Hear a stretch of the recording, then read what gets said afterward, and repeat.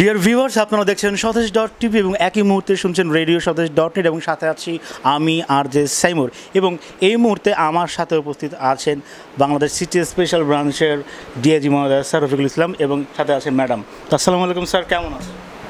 আমি ভালো আছি, আপনি ভালো আছেন? হ্যাঁ, আমি অনেক ভালো আছি এবং আজকে আমরা একটি লাইভে ছিলাম 5 জনের সাথে এবং তারপরে আপনাকে পেলাম, এই জন্য আমরা খুব ভাগ্যবান। এবং ম্যাডাম, আপনি কেমন আছেন?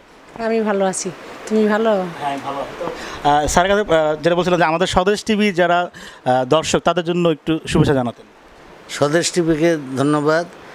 এটা অনলাইন আপনারা কাজ করছেন, এখানে অনেক দর্শক শ্রোতা আছে, যাদেরকে আমি বলবো যে আপনারা একটু সচেতন হন, বাঙালির সংস্কৃতিতে বিশ্বাসী হন এবং বাংলা গান শুনুন, বাঙালি শিল্পীদের পৃষ্ঠপোষকতা করুন এবং বাংলাদেশ থেকে যত অন্যায় অনাচার অশান্তি দূর করার জন্য সবাই সংস্কৃতি মনা হন এবং ক্রিয়ামোদী হন। এবং এতে করে দেখা যাবে যে যুবক শ্রেণী বিপদগামীর থেকে শপথে ফিরে আসবে এবং তারা দেশের কল্যাণের জন্য অনেক কিছু ভবিষ্যতে করতে পারবে।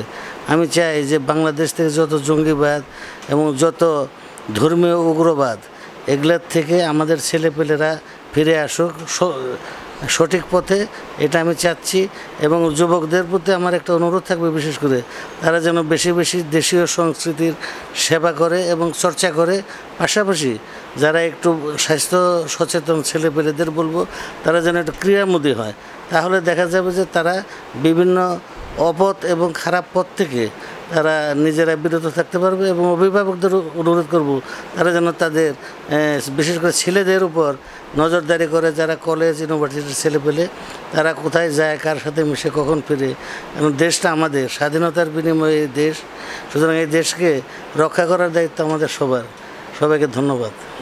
তো স্যারকে অনেক অনেক ধন্যবাদ জানাচ্ছি এবং ম্যাডামকে ধন্যবাদ।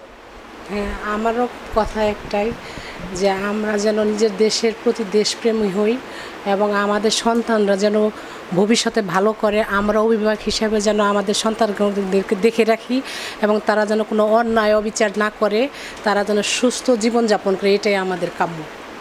অনেক অনেক দুজনকে অনেক ধন্যবাদ। ধন্যবাদ আপনাকেও।